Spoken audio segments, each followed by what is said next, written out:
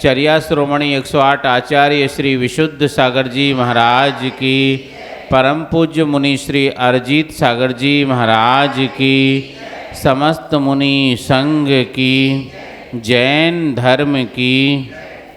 सायंकालीन इस बेला में मैं आचार्य भगवान विशुद्ध सागर जी के चित्रपट समीप दीप प्रज्वलन करने के लिए आमंत्रण दे रहा हूँ। हमारे समाज के बहुत ही सक्रिय और जोश से भरे हुए सदस्य श्रीमान संदीप जी रारा, कोई भी कार्यक्रम हो, इनकी उपस्थिति ही अलग ही तरंगों को उत्पन्न करने वाली होती है। और साथ साथ में श्री जय कुमार जी काला दोनों पधारें और दीप प्रज्वलन करके कार्यक्रम का आगाज करें। ओम ह्रीं श्री अज्ञान तिमिरहरम सम्यक ज्ञान प्रकाशनार्थम दीपक प्रज्वलयामि स्वाहा। कार्यसूची के द्वितीय चरण में आमंत्रित कर रहा हूँ जो गुरुवर के अत्यंत प्रिय हैं।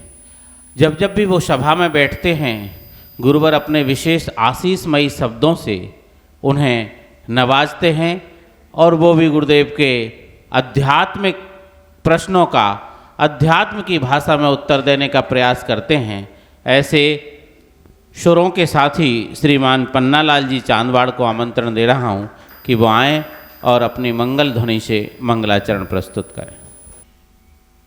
तेरी कृपा से जग उजियाला, तेरी कृपा से जग उजियाला, तेरी कृपा से जग उजियाला, तेरी कृपा से जग उजियाला। जो प्रभु तेरा नाम जपेगा, बेड़ा उसका पार लगेगा। जो प्रभु तेरा नाम जपेगा, बेड़ा उसका पार लगेगा। हम सब जपते तेरी माला, हम सब जपते तेरी माला। तेरी कृपा से जग उजियाला, तेरी कृपा से जग उजियाला। लाज हमारी अब रख लीजिए ओ,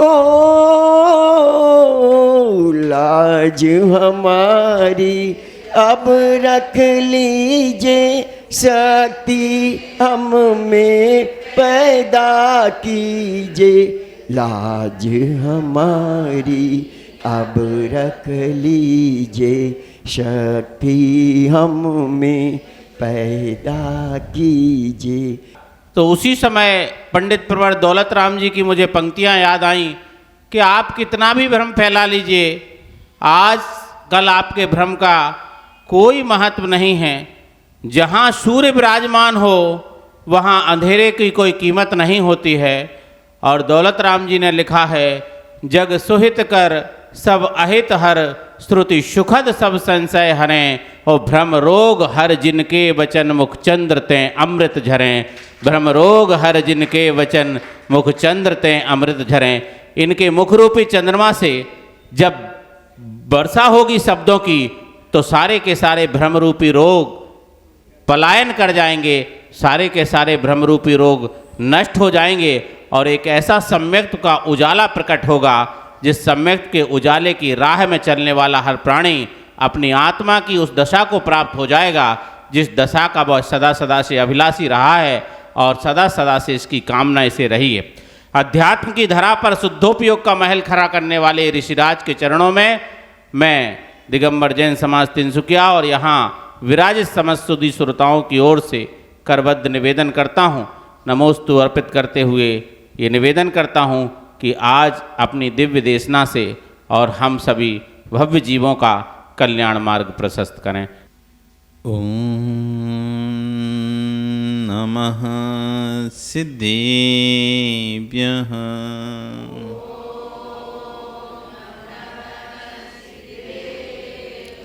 ओम नमः सिद्धेभ्यः।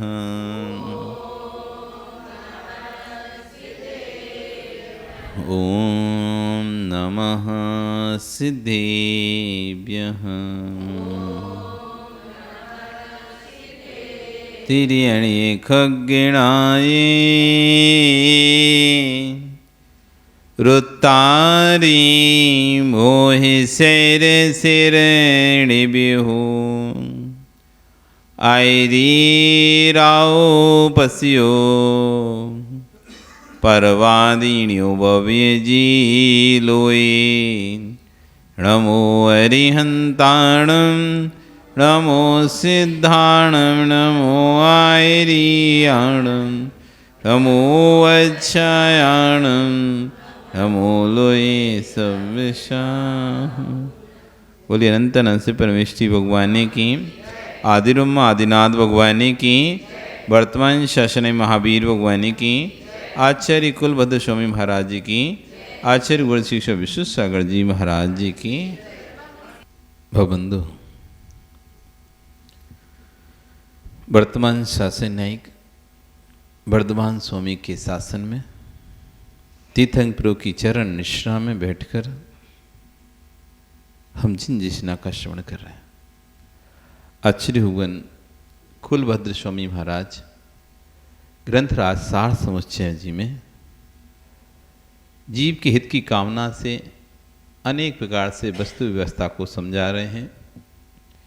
उन्हीं बातों को आचार्य हुवन विश्वेश्वर जी महाराज अपनी सार देशना ग्रंथ में और सरल तरीके से समझा रहे हैं।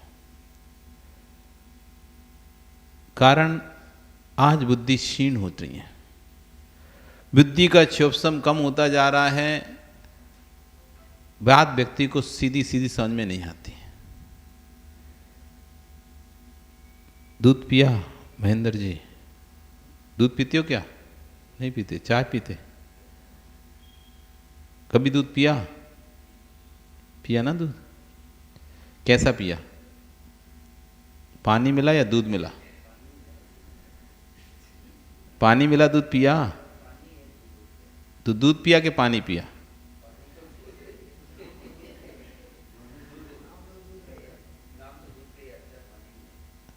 पानी है।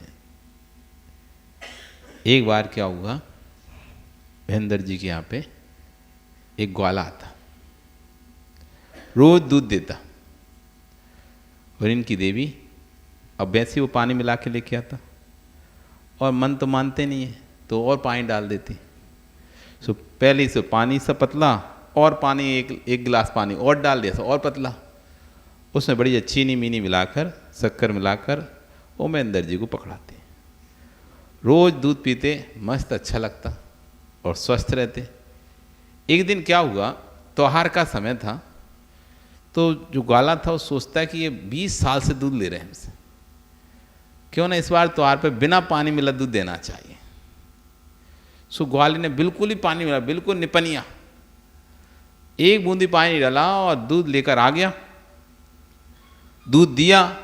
अब आपकी देवी तो जैसे रोज मिलाती तो उसने मिला दिया 1 गिलास, लेकिन गाढ़े दूध में 1 गिलास पानी पता ही क्या चलता है।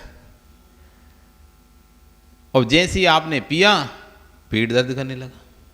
अब आपको आ रहा है गुस्सा, त्योहार का समय और कितना खराब दूध लेके आया, पेट दर्द करने लगा। कल आने दो, अब देखता हूं। कल जब ग्वाला आया तो आप उस पर गुस्सा हुए, तुमको समझ नहीं आता, त्योहार के दिन सब अच्छा दूध देते हैं, तुमने त्योहार के दिन खराब दूध दिया। रोज अच्छा दे देते लेकिन त्योहार के दिन ही खराब दिया। तो ग्वाला अपना सिर पटकता है, भैया एक तो शुद्ध दूध दिया, ऊपर से खराब हो गया, अब इस व्यक्ति की शक्ति नहीं है शुद्ध दूध पचाने की। पानी मिला दूध पीते पीते शरीर की ऐसी स्थिति बन गई है, यदि अब कोई शुद्ध दूध तुमको दे दे तो पेट में दर्द प्रारंभ हो जाता है। वही स्थिति ऐसी हो गई है कि हम शुद्ध जिनवाणी अब ग्रहण नहीं कर पाते, इसलिए पानी मिला मिला के पिलाना पड़ता है। सीधा दे दें, सीधा बता दें तो दिमाग से चढ़े ही नहीं, इसलिए आचार्य भगवान उदाहरण का पानी मिलाते रहते हैं बार बार। ऐसे नहीं तो ऐसे समझो, ऐसे नहीं तो ऐसे समझो। एक बहुत अच्छा आचार्य भगवान उदाहरण इसमें दे रहे हैं कि व्यक्ति से पूछ तो क्या कर रहे हैं, समय काट रहा हूं। क्या कर रहे हो? समय निकाल रहा हूं, समय काट रहा हूं, समय काट रहा हूं, समय काट रहा हूं, ना टाइम पास कर रहा हूं, कुछ काम करने नहीं, समय काट रहा हूं। तो आचार्य कह रहे हैं अहो धिक्कार है, तुझे समय काटना पड़ रहा है, इसका मतलब है कि मनुष्य आयु तुझे भारभूत दिखाई दे रही। समय काट रहा हूं, इतनी बहुमूल बेशकीमती पर्याय आपको प्राप्त हुई है, उस पर्याय को भी आप कैसे बोल रहे? समय काट रहा हूं। अरे समय है ही कहां, इतना काम है तुम्हारे पास। तुम चाहो अपनी आत्मा के लिए, इतना काम है तुम्हारे पास, समय है ही नहीं, कम पड़ेगा। और आप कह रहे हम समय काट रहे हैं, व्यर्थ में समय व्यर्थ कर रहे हैं। चलती ट्रेन में व्यक्ति बैठा है, मूंगफली चबा रहा है, क्यों? टाइम पास कर रहे हैं। क्या कर रहे हैं? Time pass, time pass. समझ रहे हो ना? हे अभागे, ट्रेन पटरी से उतर गई तो दुर्घटना घट गई, तो कम से कम उस वाहन में तो मौन पूर्वक मंत्र आराधना करता, सल्लेख ना लेकर बैठता, और तू टाइम पास के लिए मूंगफली चबा रहा था। मूंगफली चबाते चबाते चला गया तो पता नहीं कौन सी दुर्गति में जाएगा। जब हम ट्रेनों में बैठते हैं, वाहनों में बैठते हैं, उस समय नियम ले लेना चाहिए। जब तक मैं वाहन में सफर कर रहा हूं तब तक 4 प्रकार के आहार का त्याग, भोजन पानी का त्याग। लेकिन आदमी वहां भी भोजन पानी ही ढूंढता है। शेष पुरुष भी होते हैं जो पैदल विहार करते हैं, लेकिन तुम नहीं कर पा रहे तो कम से इतना करना, जैसे ही विमान वाहन में कदम रखो तो 4 प्रकार के आहार जल का त्याग कर दो। जब तक यात्रा चलेगी तब तक मेरा समाधि वर्ण है। धन्य वीतरागी श्रवण, जो श्रावक के घर जाते हैं तब भी समाधि लेकर जाते हैं। कहीं रास्ते में आयु क्षीण हो गई तो कम से कम 4 प्रकार का आहार का त्याग के साथ मरण हो। हार की गवेषणा के लिए निकल रहे हैं, हार की गवेषणा के लिए जा रहे हैं, तब भी 4 प्रकार का आहार का त्याग कर रहे हैं। गुरु के पास से आहार प्रत्याख्यान निष्ठापन कर कर जाते हैं कि हम 4 प्रकार का आहार त्याग का जो प्रतिष्ठापन किया था, प्रतिज्ञा ली थी, उसका मैं विसर्जन करके मैं आहार के लिए निकलता हूं। लेकिन फिर भी 4 प्रकार का आहार त्याग करके गवेषणा के लिए जा रहे हैं। रास्ते ने कोई गाय ने सींग मार दिया, किसी वाहन ने चोट दे दी, तो कम से कम जब मरण हो तो 4 प्रकार के आहार का त्याग पूर्वक मरण हो। श्रावक के यहाँ पहुंचकर फिर से भक्ति कर से फिर से त्याग को खोलते हैं।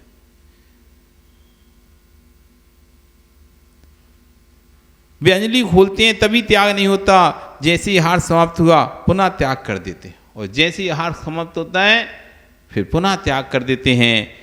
वही भक्ति करके प्रत्याख्यान कर देते हैं। क्या मालूम रास्ते में आने जाने कोई दुर्घटना हो जाए तो। मेरा संलेखना वर्ण हर समय चल रहा है, हर समय निर्गंत योगी संधारा लेते हैं, हर समय निर्गंत योगी संलेखना में लीन रहते हैं। साधु जीवन यानी जागृत जीवन। आप लोग पूछते हैं कैसे जीवन जिए, कैसे जीवन जिए? जागृत होकर जीवन जियो।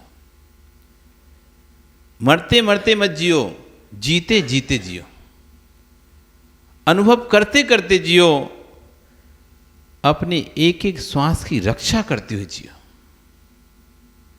हर पैसे पैसे का हिसाब रखते हो, एक एक पैसे का हिसाब रखते हो, एक पैसा कम ना हो जाए।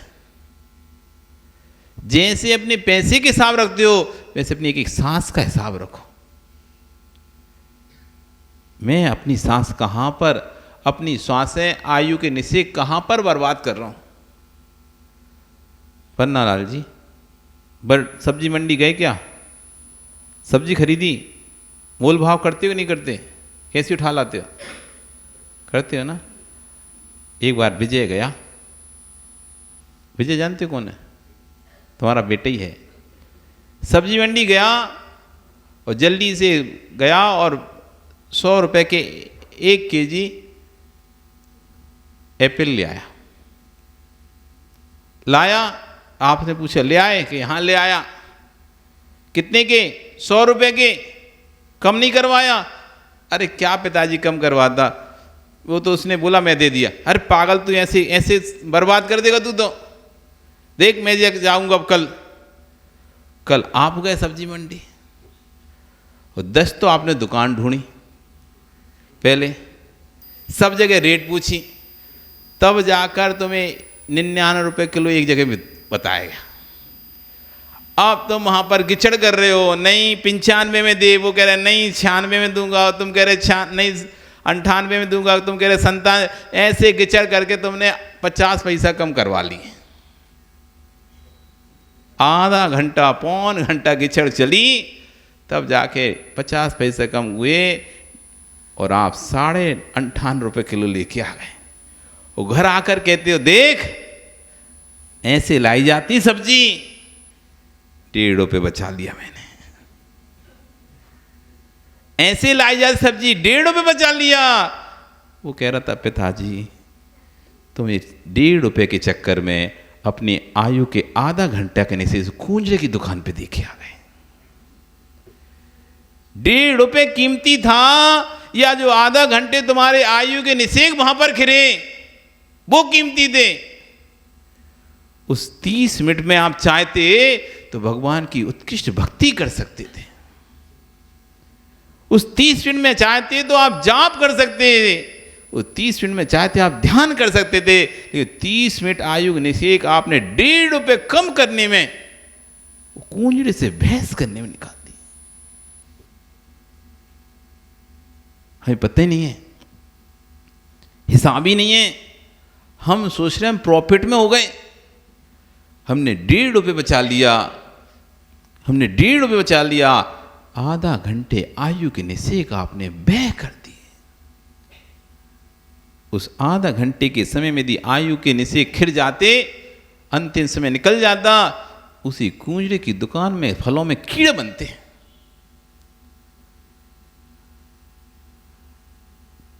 बोध ही नहीं है जीव को, सोच रहा है मैं वहां पर बहस कर रहा हूं, मैं पैसा बचा रहा हूं। तुम पैसा बचा रहे हो कि अपने आयु के निषेकों को व्यय कर रहे हो। कितने बचा लोगे, कितने बचा लोगे? 1 रुपए के पीछे आदमी 1 रुपए कम कराने के पीछे आधा घंटा गिचड़ गिचड़ कर लेता हूं। नहीं होता क्या ऐसा? वो पदम जी ऐसा नहीं होता क्या? आपको 1 रुपया दिखाई दे रहा है, जो 20 मिनट 25 मिनट तुम्हारे आयु के निषेक खिर गए, वे आपको दिखाई नहीं दिए। आज जैसे भारत सरकार पानी की बूंद बूंद की रक्षा की बात कर रही है, ऐसी जिन शासन एक एक पल पल के परिणामों की रक्षा की बात कर रहा है। बाहर की रक्षा कोई भी कर सकता है, बाहर की रक्षा के अनेक साधन हैं, लेकिन अंदर की रक्षा कोई और कर ही नहीं पाएगा। हमें अंदर की रक्षा का बोध ही नहीं है। पर की रक्षा में, स्वयं की शरीर की रक्षा में, परिणामों की रक्षा का ध्यान ही नहीं है। पल पल के परिणामों को निहारो, उनकी रक्षा करो।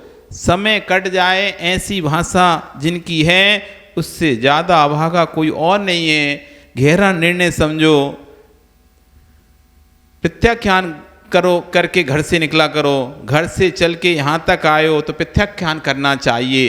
क्या पता इसी बीच में आयु के निषेक कर ले गए तो। अभी नलवाड़ी में एक व्यक्ति की मृत्यु हुई, 7 दिन पहले यहीं आके गया, आहार दिया, सब कुछ पड़गान हुआ। क्या बता दो जीव को कि 7 दिन बाद चला जाएगा। कब किसके आयु के निषेक खिरेंगे, कब किसकी आयु चली जाएगी पता नहीं है। इसी हर क्षण अलर्ट रहो, हाई अलर्ट पे रहो। ये मत सोचना कि 60 साल का होऊंगा, 80 साल का होऊंगा तब जाके मरूंगा मैं, कि जब मैं बीमार होऊंगा, अस्पताल में जाकर पड़ा रहूंगा, तब मेरी आयु नष्ट होगी। आपकी आयु चलते फिरते कभी भी नष्ट हो सकती है, झटपट। पित्ती शनाचरी अलर्ट रहो। घर से चलकर यहाँ आए हो तो प्रत्याख्यान कर देना चाहिए कि जब तक प्रवचन सुन रहा हूं तब तक मेरा घर का प्रत्याख्यान, घर का त्याग, घर के आरम सारम जो हो रहा होगा उसके पाप से बचोगे और चिंताओं से बचोगे, संक्लिष्टता से बचोगे। 1 घंटे प्रवचन सुन रहे हो, बोल तो पाओगे नहीं तो बोलने का भी प्रत्याख्यान। वचन योग होने से 1 घंटे आप प्रवचन सुन रहे, एक वचन योग के होने पर आप सब से बच जाओगे। जो सामने पर्वत दिख रहा है, इस पर्वत पर जो पानी गिरता है वह तालाब खोदकर उस पानी को भी चारों ओर से रोका जा रहा है। क्यों? बाढ़ लगाओ, पानी बचाओ। जहां भी जंगल में ढलान है वहां सरकार खुदाई शुरू कर दी है।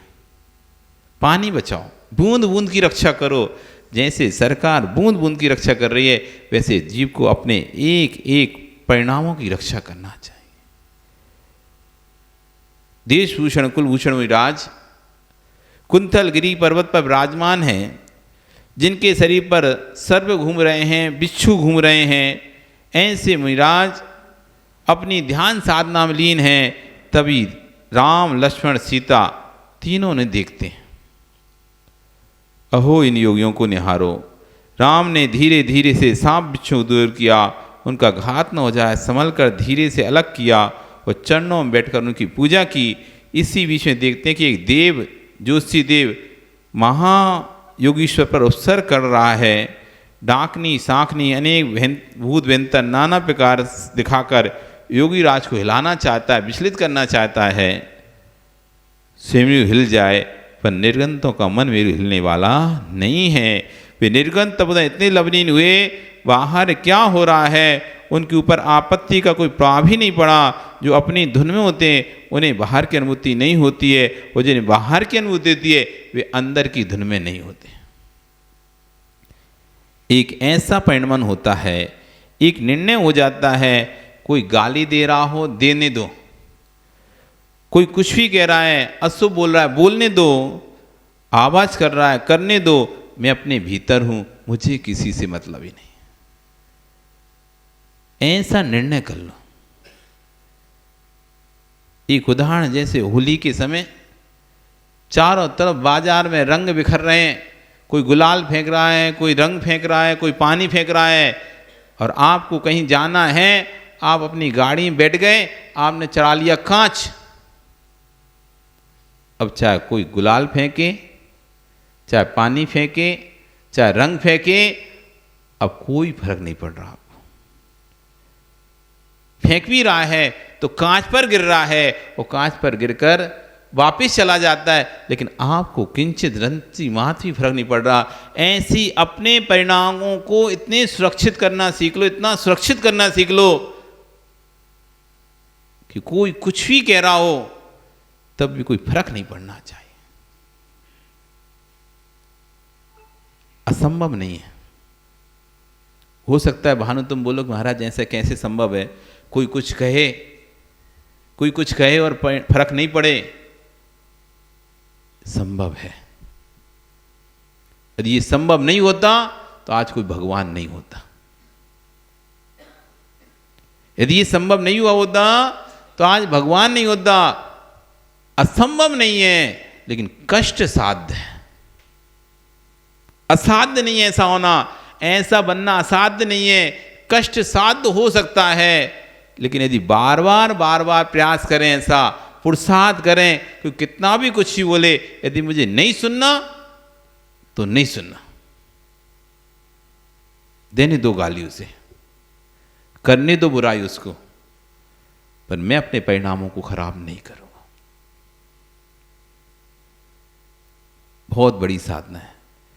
उपवास करने से बड़ी साधना है, एक आसन करने से बड़ी साधना है, रोहिणी और अनेक प्रकार के व्रतों करने से सबसे बड़ी साधना यही है कि अपने परिणामों की रक्षा करने की साधना करो। 24 घंटे भोजन छोड़ने की साधना तो बहुत बार कर ली हमने।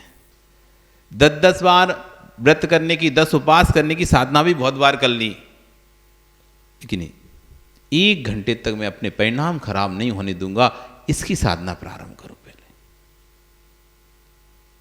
बहिरंग रक्षा से, बहिरंग त्याग से आत्म कल्याण नहीं होगा कभी भी। बाहर तुम कितना भी त्याग कर दो, तुम पूरा धन दौलत लुटा दो किसी के ऊपर, पूरे महीना भर उपवास कर लो तुम, कोई भी फर्क नहीं पड़ने वाला जब तक अंतरंग साधना नहीं है तो। और अंतरंग साधना है अपने परिणामों की रक्षा। जैन धर्म क्रिया प्रधान धर्म नहीं है। जैन धर्म क्रिया प्रधान धर्म नहीं है कि अन्य दर्शनों में तो जितनी ज़्यादा क्रिया उतना ज़्यादा धर्म दिखाई देता है। महाअर्चना, महापूजा, महापाठ, ये वो ज़्यादा चढ़ावा, ये सोना चांदी, तो बड़ी अर्चना दिखाई देती है। लेकिन जैन दर्शन ऐसा नहीं है। ये जैन दर्शन भाव प्रधान दर्शन है, जहां ज्वार के दाने भी हीरे मोती बन जाते हों, जहां ज्वार के दाने भी हीरे मोती बन जाते हैं और हीरे मोती भी अंगारे बन जाते हैं। देवपद ख्योपद नाम के दो बालक थे। देवपद ख्योपद नाम के दो बालक थे। सेठ, नगर सेठ जो था, जिस नगर में वो रहते थे, वहां पर उसने घोषणा की सेठ ने कि तीर्थ यात्रा के लिए यात्रा संघ निकाला जा रहा है, जिसको चलना है वो यात्रा संघ में शामिल हो जाए। आना फ्री, जाना फ्री, और यात्रा में वहां पर रहना भी फ्री। और फ्री में तो भैया फिर कोई चीज़ मिले तो कौन छोड़ता है। वैसे तो भैया कहें कि जाओ यात्रा के लिए जाओ तो कहोगे समय नहीं है हमारे पास, यात्रा करने चले जाओ समय नहीं है, क्योंकि पैसा भी लग रहा है, तो फिर कहते हैं समय नहीं है। और ऐसे कहें फ्री में यात्रा है तो खूब समय, फिर तो चलो, फिर तो तुम बच्चे का भी नाम लिख लो, हमारे इसका भी नाम लिख लो, उसका भी नाम लिख लो, सबके नाम लिख लो, फिर तो फ्री की यात्रा है। तो उसने यात्रा संघ खोला। लेकिन दोनों बच्चे थे, उनका भाव था कि भगवान की पूजा, भगवान की भक्ति दूसरों के पैसे से नहीं करना चाहिए, स्वयं की संपत्ति से करना चाहिए। लेकिन उनके पास इतना पैसा भी नहीं था वो यात्रा कर सकें शिखर जी की। और बहुत मन था कि शाश्वत तीसरा शिखर जी के दर्शन करूं। तो दोनों सेठ जी के पास पहुंच गए। सेठ जी, हमको भी शिखर जी की यात्रा करनी। सेठ कहा ठीक है, नाम लिखा दो अपना भी। कि नहीं सेठ जी, ऐसे नहीं, हम बिना स्वयं के पैसे के यात्रा नहीं करेंगे। तो ठीक है, सेठ जी का ठीक है, तो पैसे जमा कर दो। पैसे तो नहीं है, पैसे नहीं है, बिना पैसे करोगे नहीं, फिर क्या करोगे? हम आपकी यात्रा संघ में काम करेंगे। आप कोई भी हमें काम दे दीजिएगा, हम काम करेंगे, उसके मेहनताने बदले में हम यात्रा करेंगे। सेठ सोचता है ठीक है, लड़कों की जरूरत है ही, दोनों अच्छे हैं, जैन लड़के हैं, तो भोजनशाला में लगा दिया जाता है। ठीक है, तुम सबका खाना बनाओगे। उनका ठीक है, स्वीकार है। उससे जो राशि मिलेगी उसके बदले में यात्रा संघ में आप यात्रा करो। दोनों बच्चे बड़ी लगन के साथ सबका भोजन बनाते, प्रेम से भोजन कराते, और आगे दस्ता बढ़ता चला रहा था। समय आ गया जब समय शिखर की ओर वो यात्रा संघ पहुंच गया। दोनों बालक जैसे ही दूर से पहले पार्श्वनाथ की टोंक दिखती है, स्वर्णभर टूक, बड़े प्रसन्न हो जाते हैं। चलो अब हम भगवान की वंदना करेंगे, हम क्षेत्र की वंदना करेंगे। दोनों के चेहरे पर मुस्कुराहट थी, एक उत्साह था, तभी उनका चेहरा उदास। भाई अपन कैसे करेंगे? यदि अपन सेठ के साथ जाते हैं तो सबका खाना कौन बनाएगा? वो खाना बनाते हैं तो यात्रा कब करेंगे? यदि खाना बनाते हैं तो यात्रा नहीं कर पाएंगे, और यात्रा करेंगे तो खाना नहीं बना पाएंगे, और वो भी बहुत जरूरी है क्योंकि हमने जिम्मेदारी ली है सबके भोजन की। क्या करें? दोनों ने सोचा एक काम करते हैं, हम सेठ से पहले जाके करके आ जाएंगे। सेठ जाएगा 4 बजे सुबह, अपन 1 बजे चलेंगे, और जब तक सेठ पहुंचेगा तब तक तो लौट के आ जाएंगे, और लोग जब तक लौट के नीचे आएंगे तब तक सबका भोजन भी तैयार हो जाएगा। और वो निकल पड़े रात्रि 1 बजे। चढ़ाने कुछ नहीं था, तो अपनी पुटली में ज्वार भर के लेके थे, वो ज्वार के दाने चढ़ा देंगे।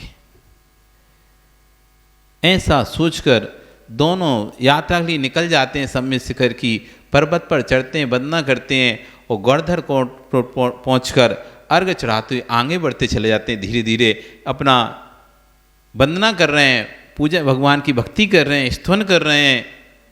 इधर सेठ बड़े ठाठ बाट से इतना बड़ा संग लेके आया था, उसने तो अपने सारे हीरे मोती जवाहरात के थाल भरवाए, फलों के थाल भरवाए, द्रव्य के थाल भरवाए और बड़े ठाठ बाज गाजे बाज साथ पूरे यात्रा संघ के साथ शिखर जी की पर्वत पर चढ़ने के लिए तैयार होता है।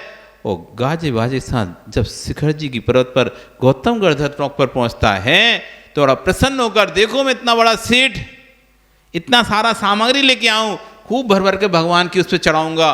और जैसे ही गौतम गढ़धर टोंक के अंदर पहुंचता है उसकी तो आंखें चौंध आ जाती हैं। ये क्या, वहां तो पहले से हीरों के पुंज चढ़े हुए थे, एक नहीं हीरों का ढेर लगा हुआ है। ये कौन, इतना बड़ा सेठ कौन? हम तो यहाँ सोने की भी 4 मोहरे ले, उनमें भी जैसे आप लोग करते हो ना, चावल में 4 दाने चांदी के डाल लेते हो। अरे बहुत बड़ा काम कर लिया साहब, हम चांदी के चावलों से पूजन कर रहे हैं। कितने चांदी के चावल हैं? 4-6 वो डिब्बी खोली ऐसी और ऐसे भुरक लोगे 2-4 ऐसे, और ऐसे ऐसे करोगे पूजन। देखो तुम्हारे पास नहीं, चांदी चावल चढ़ा रहे हैं। 4 चावल चढ़ाते हैं, उसमें भाव देखो आप अलग दिखता है। वो भाव समझ में आता है कि इसको लग रहा है कि देखो तुम्हारे पड़ोसी को दिखा रहा है कि क्या है तुम्हारे पास, कुछ नहीं, हम देख चांदी चावल लेके आए। कितने लाए हैं? 50 ग्राम बनवाए थे, 100 ग्राम 1 महीना तक चल गए। रोज 4 दाने निकालते उसमें से 100 ग्राम चावल डाल लेते हैं और ऐसा लगता है हम पूरे चांदी के चावलों से कर रहे हैं। ऐसी और सेठ था, थोड़ा थोड़ा वो तो 1-1, 2-2 हीरे के कण लेकर आया था, जो सब थालियों से डाले थे। ऐसा लग रहा देखो मैं कितना बड़ा हीरा चढ़ा रहा हूँ। तो एक हीरा पे इतना नाच कर रहा था, अपने इतना घमंड था, और वहां देखा तो हीरों के पुंज चढ़े हुए थे। उसका तो दिमाग वैसी का फैल हो गया, कौन इतना बड़ा सेठ आ गया? कोई आता तो पता तो चलता, सब में शिखर मधुबन में खबर फैल जाती है, लेकिन मैं ही एक सेठ हूं यहाँ। तो अभी तो अपने सेब को जाओ आगे जाके देखो कौन हीरे के पुंज चढ़ा रहा है। दौड़कर सेवक जाते हैं, वो भी दोनों बच्चे आगे आगे दर्शन करते जा रहे थे, उनको ही पकड़ लाते हैं, और तो कोई था ही नहीं। पकड़ कर लेकर आते हैं, ये रहे सेठ जी, दोनों बालक। सेठ जी उसको देखते हैं, तुम लोग हीरा चढ़ा रहे हैं, तुम्हारे पास तो यात्रा तक के पैसे नहीं है, तभी तो तुम मेरे यात्रा संघ में काम कर रहे हो, और हीरे कहां से आए? कहां से चोरी करे तुमने हीरे? बताओ मुझे, कहां से चोरी करे? कहीं मेरी तो नहीं कर लिए? आदमी कैसे रहता है ना भैया, जब गरीब दिखता है तो लगता है उसकी जेब से निकाल लिए जैसे पैसे, उसके कहीं से ही पैसे आए उसके पास, लेकिन उसको लगता है जैसे मेरे ही पैसे निकल, जबकि उसके पैसे उसके पास रहते हैं, तब भी कहीं मेरे तो नहीं निकाल लिया। वो दोनों सेठ जी के आगे हाथ जोड़ते हैं, सेठ जी नहीं नहीं नहीं, हमने कोई चोरी नहीं की और ना हमने कोई हीरे चढ़ाए। झूठ बोलते हो, ये देखो कौन चढ़ा गया हीरे, तुम्हारे पहले तो कोई आया भी नहीं है। वो भी सोचते कि हमारे पहले से कोई भी नहीं आया, फिर किसने चढ़ाए? सेठ जी हमने नहीं चढ़ाए, हमने तो ज्वार चढ़ाई थे। सेठ मानने को ही तैयार नहीं है, तुम झूठ बोल रहे हो, तुम लोग, तुमने हीरे चोरी करे हैं और यहां पर चढ़ाए हैं। कहाँ है बताओ? आप पोटली देख लो, हमारी पोटली में ज्वार के अलावा कुछ भी नहीं है। सेठ कहते अच्छा नहीं है तो फिर चढ़ा के दिखाओ दोबारा से, तुमने नहीं चढ़ाए फिर से चढ़ाओ ये ज्वार। और जैसे उन्होंने भक्ति भावपूर्वक अर्घ पढ़कर ज्वार चढ़ाई, वो ज्वार फिर से हीरे बन गए। सब देख रहे हैं क्या चमत्कार चल रहा है। और जैसी सेठ ने उनको हाथ में लिया, वे अंगारे बन गए। ये जिन शासन कहता है, जितना हमारे परिणाम सरल स्वभावी होंगे, निर्मल होंगे, ज्वार भी हीरों का काम करेगी और हीरे भी अंगारे का काम करेंगे। यदि परिणामों में खोट है, परिणामों में बुराई भरा हुआ है, परिणामों में ईर्ष्या है, परिणामों में संक्लेशता है, तो आपके द्वारा की गई पूजा अर्चना अंगारे के समान हो गई। वो यदि परिणाम निर्मल हैं, साफ सुथरे हैं, थोड़ी सी भक्ति आपकी वो ज्वार के जैसे काम करके हीरे रूप में परिणत हो जाएगी। यही जिन धर्म है। आचार्य कह रहे हैं इतनी अपने अंदर शक्ति ले आओ, इतनी अपने अंदर ताकत ले आओ कि जैसे होली में कोई रंग फेरता है और तुम अपने कांच चढ़ा लेते हो, फिर कोई रंग का प्रभाव नहीं पड़ता, ऐसी कोई भी कितना भी कुछ कहता रहे, लेकिन आप अपने में इतने लीन हो जाओ, इतने लीन हो जाओ कि बाहर की बातों का कोई असर ही आपके ऊपर ना पड़े। जिस दिन ऐसा भाव आ जाएगा, समझ लो धर्म आपके अंदर आ गया। अभी हम धोखे की जीवन जी रहे हैं, धोखे का। हम सोच रहे हैं हम धर्मात्मा है, धर्मात्मा। कोई धर्मात्मा नहीं हो। आप सोचते हो आप शांत, आपको गुस्सा नहीं आता, आप शांत हैं। अरे इसलिए आप ये मत समझना आपके अंदर शांति पैदा हो गई है। शांत आप इसलिए हो कि हर चीज हाथों हाथ मिल रही है आपको। शांत आप इसलिए हो कि जैसी मुंह से निकलता है और काम हो जाता है आपका। किसी से आपने कुछ कहा और तुरंत उसने ला के दे दी और तुम गुस्सा करोगे किस पे? और तुम अपने आप को शांत समझ रहे हो, या आपके शांत होने कोई निशान नहीं है। शांत उस दिन कहना जब सारी विषमताएं सामने खड़ी हों, और तब भी आपको क्रोध ना आए, तब कहना अब शांत हो पाए। अब आया है धर्म। अभी हमें धर्म का पता ही नहीं है, धर्म जानते ही नहीं हम। ये भारत की भूमि कितनी महान है। जगत की भूमि में दार्शनिक हुए, वैज्ञानिक हुए, भौतिक द्रव्यों में लिप्त होने वाले जीव हुए, लेकिन भारत की भूमि एक ऐसी भूमि है जिसमें वीतराग वैज्ञानिक हुए। जगत की भूमियों में तो, विदेशों में तो सिर्फ मात्र वैज्ञानिक हुए हैं जो जड़ द्रव्यों की खोज करने वाले हुए, लेकिन भारत की भूमि एक ऐसी भूमि है जहां पर वो वीतराग विज्ञान हुआ जिसे आद्य द्रव्य की खोज की है, आत्मा की खोज की है। आज भी विदेशों से लोग आते हैं सिर्फ इस बात के लिए भारत में कि आत्मा की खोज की यदि कोई विद्या है, आत्मा की खोज की कोई कला है, आत्मा की खोज के कोई पुरुष मिलते हैं तो भारत में पाए जाते हैं। सबसे सारे धर्मों के वेशधारी साधु मिल जाएंगे। सभी धर्मों के वेशधारी साधु आपको विदेशों में मिल जाएंगे। जितने भी धर्म आप देखते हो उनके धर्म गुरु आपको विदेशों में प्राप्त हो जाएंगे, मिल जाएंगे। लेकिन आपके दिगंबर मुनि कोई भी आज तक कोई विदेश में नहीं मिलेगा। एक भी दिगंबर मुनि कोई विदेश में नहीं है। जबकि अन्य धर्मों के जितने भी धर्म गुरु हैं, धर्म सर्वधर्म सम्मेलन होता है, सब पहुंच जाते हैं विदेशों में,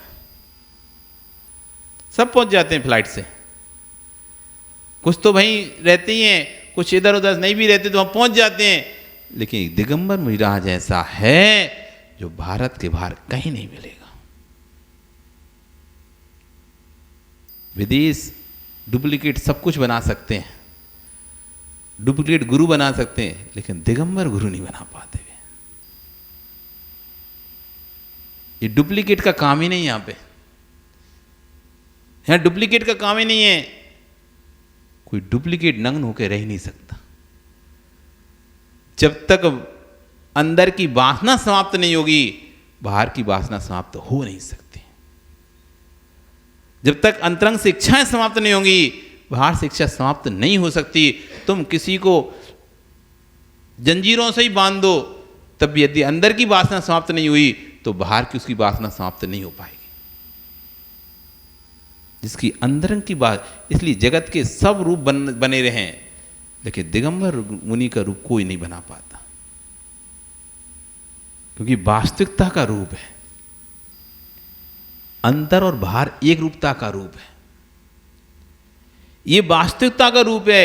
आपके जो रूप है, जो छलावे के रूप है, आपका जो रूप है छलावे का रूप है। अंदर कुछ बाहर कुछ का रूप है। अंदर यदि आपकी वासना भी भर रही होंगी तो चेहरे से आप शांत होकर बैठ जाओगे। ऐसे लगेगा नहीं बड़े साधु महात्मा है। अंदर अंदर आपके शरीर में वासनाएं भरी रहेंगी, पर आप कपड़े पहने हो तो पता ही नहीं चलेगा क्या हो रहा है अंतरंग में परिणमन। कपड़े पहने भी आप वासनाओं से भरे रह सकते हो, क्योंकि आपकी वासनाएं कपड़ों में दुखी हुई हैं। लेकिन दिगंबर मुनिराज जैसे बाहर हैं वैसे ही अंदर है। बाहर वासना नहीं तो अंदर भी वासनाएं नहीं, बाहर विकार नहीं तो अंदर भी विकार नहीं, क्योंकि अंदर जैसे विकार आएगा तो बाहर तुरंत प्रकट हो जाएगा। ये वास्तविकता का भेष है, ये बनावटीपने का भेष नहीं है। इसलिए सबसे विश्वस्त कोई मुद्रा है जगत में तो दिगंबर मुद्रा है। सबसे विश्वसनीय भानु कोई मुद्रा है जगत में तो दिगंबर मुद्रा है। इससे विश्वास पास मुद्रा जगत में कोई और है ही नहीं है, नहीं है, और ना मिलेगी कोई मुद्रा। ये भारत की हुई इसलिए महान नहीं है कि अनेक वैज्ञानिक हुए हैं, अनेक बड़े बड़े दार्शनिक हुए हैं। ये भारत भूमि इसलिए महान है कि यहाँ जो वीतराग वैज्ञानिक हुए हैं वो कहीं और नहीं हुए हैं। दार्शनिक तो अनेक जगह पे हुए हैं, वैज्ञानिक भी अनेक शहरों में देशों में हुए हैं, लेकिन वीतराग वैज्ञानिक जो हुए हैं सिर्फ भारत की भूमि में हुए हैं। इसलिए भारत की भूमि महान है। ये योगियों की भूमि है। ये महान योगियों ने यहाँ पर विचरण किया है, उसका प्रभाव ये है कि अनंत 24 हो चुकी हैं। जब वर्धमान तीर्थंकर भारत की भूमि पर विचरण कर रहे थे, पूरे देश में विचरण कर रहे थे, तब इस भूमि से भी निकले होंगे। इन पर्वत पहाड़ियों को देखकर लगता है कि उन ऋषियों की वर्णाएं भी यहाँ भरी हुई हैं, इसलिए इतनी विशुद्धि बनती है। आप समझो कि विशुद्धि क्यों बढ़ रही है। किसी स्थान पर बैठकर परिणाम यदि अच्छे हो रहे हैं तो नियम से समझना, इन स्थानों से, क्षेत्रों से नियम से तीर्थंकर भगवान निकले होंगे। उनके प्रभाव से, उनकी वर्णाओं के प्रभाव से ये क्षेत्र विशुद्ध है। क्षेत्र पर प्रभाव पड़ता है। एक प्रैक्टिकल किया गया, कुरुक्षेत्र की भूमि की मिट्टी हाथ में ली गई तो परिणाम विकृत हो गए, क्रोधित हो गए, हत्या मार काट के परिणाम हो रहे हैं। क्यों? क्योंकि वही वो भूमि है जहां पर भाई भाई का युद्ध हुआ है, कौरव पांडवों का युद्ध हुआ था, उस भूमि में रक्त की धारें बही थी। ये वो भूमि है, इसलिए उस भूमि पे जैसे ही पैर रखते हैं परिणाम खराब हो जाते हैं। वहीं दूसरी भूमि पर जाते ही परिणाम अच्छे हो गए। ये वो भूमि है जहां पर तीर्थंकरों ने अपना केवल ज्ञान प्राप्त किया था, निर्वाण प्राप्त किया है। जैसे आप सम्य शिखर की भूमि पर पैर रखते हो परिणाम बदलते हैं कि नहीं बदलते हैं? जैसे ही सम्य शिखर की भूमि प्रवेश करते हैं परिणाम बदलने लगते हैं, भाव बदलने लगते हैं। ये भूमि का प्रभाव है, ये भूमि का प्रभाव नहीं है, इस भूमि पर होने वाले अनंत अनंत तीर्थंकरों का प्रभाव है। ऋषियों की वर्णा भरी हुई होती है, वहां पर मुनियों की वर्णा भरी होती है। जिनवाणी का पाठ करते थे, अब कोई आकर बोले कि मुझे वर्णा क्यों प्रभावित नहीं कर रही? ज्ञानी तुझे मालूम ना चाहिए। देखो सामने 2 कैमरामैन बैठे हैं, एक पारस जिनवाणी चैनल का है, आदिनाथ चैनल का है, तो दूसरा लोकल चैनल का है। जब चैनल पर प्रोग्राम, जब तब पारस चैनल का प्रोग्राम उसमें कैसे आएगा? क्यों भैया? लोकल चैनल का चित्र लोकल में आता है और कंपनी वाले चैनल का चित्र कंपनी में आएगा। यहाँ एक आचार्य से उदाहरण के माध्यम से समझा रहे हैं कि कोई व्यक्ति कहे कि अब तो हमें आप कह रहे हैं कि स्थानों पर जहाँ पर तीर्थंकर का निर्माण हुआ उस स्थान की वर्णाएं हमको प्रभावित करती हैं, पर मुझे तो नहीं कर रही। तो कह रहे हैं जिसका चैनल का चित्र है उसी चैनल पर दिखाई देगा। यदि परिणाम आपके विशुद्ध हैं तो वे वर्णाएं आपको प्रभावित करेंगी, और यदि परिणाम आपके अशुद्ध हैं तो ये वर्णाएं आपको प्रभावित नहीं करेंगी। आज के वैज्ञानिक में जिनवाणी को समझना बहुत सरल है।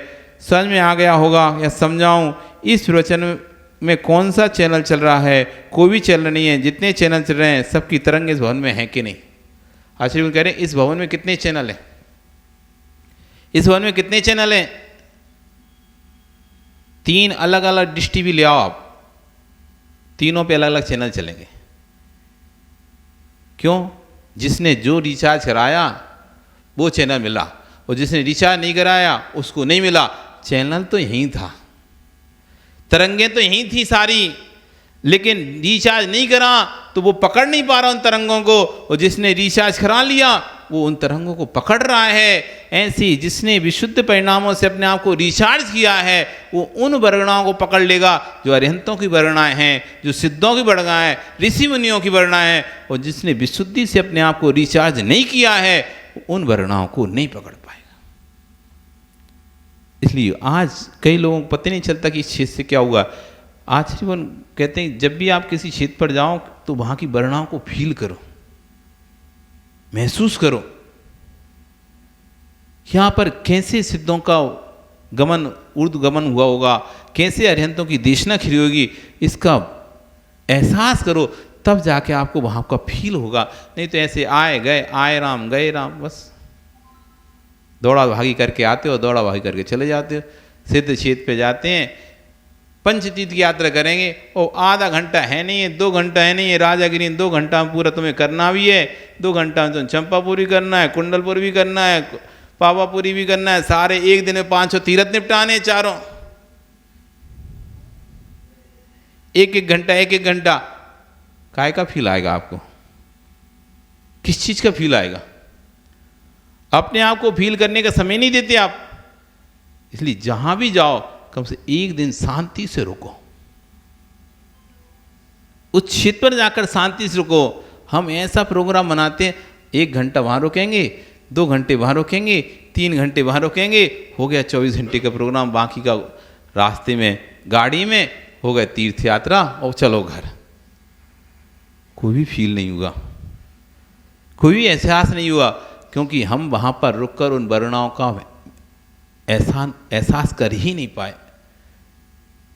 कहीं भी जाओ उस वर्णनाओं का एहसास किया। गुरुओं के पास जाओ तो गुरुओं की वर्णनाओं का महसूस किया करो। हाँ, बैठकर शांति से आए, भगवान मंदिर आए, सिर टेके और जल्दी से अपने काम में लग गए। जल्दी द्रव धो, फटाफट द्रव धो, जल्दी से थाली कहाँ है, ये कहाँ है, वो कहाँ है, और उठा के और पूजन पाठ किया, फट फट फट फट किया और उठ के जल्दी से चले गए। हम फील ही नहीं किए, हम मंदिर की वर्णनाओं को फील ही नहीं किए, हम महसूस ही नहीं कर पा रहे। हम तो इतनी तेज सुपर फास्ट स्पीड से आते हैं और सुपर फास्ट से चले जाते हैं। जल्दी आया, गुरु के दर्शन करे, अर्घ पड़ा, फटाक से चढ़ाया, नमोस्तु और जय गाया। आप वहां पर उनकी पॉजिटिव एनर्जी को महसूस ही नहीं कर पाए, उनकी एनर्जी को ले नहीं पाए, भगवान की एनर्जी को ले ही नहीं पाए किसी की, क्योंकि आपके पास समय ही नहीं था। बैठो, उस स्थान की एनर्जी को फील करो। जैसे ही आप आंख बंद करोगे, ध्यान लगाओगे, उस स्थान की जितनी एनर्जी है वो आपके पास खींची चली आएगी, खींची चली आएगी। तब आपको आनंद आएगा, यहां कितना आनंद है, कितना सुकून है, कितना चैन है। आपका समय हो गया, कल फिर आओगे, पर्याय नहीं तो उस आनंद को महसूस करने का अब समय आ रहा है। आचार्य ने यहाँ पर उस आनंद की चर्चा करेंगे कि कैसे मंदिर में बैठने के बाद आनंद आता है। आप लोगों को आनंद नहीं आता ना अभी मंदिर में? अभी तो ऐसा लगता है कि समय हो रहा है, जल्दी करो जल्दी करो, समय हो रहा है, कोई थोड़ा लेट कर देना, शांत धारा लेट हो जाए, अभिषेक लेट हो जाए तो आपको लगता है लेट हो गया, लेट हो गया, आज तो कितना लेट हो गया, देखो तो आज घर जाना है, लेट हो गया। अभी आपको आनंद की अनुभूति हो नहीं रही है। जिस दिन आनंद की अनुभूति प्रारंभ हो जाएगी आपको उठकर जाने का मन ही नहीं करेगा। कल फिर आओगे, आ जाना, कल फिर चर्चा करेंगे। बोली भगवान महावीर स्वामी की।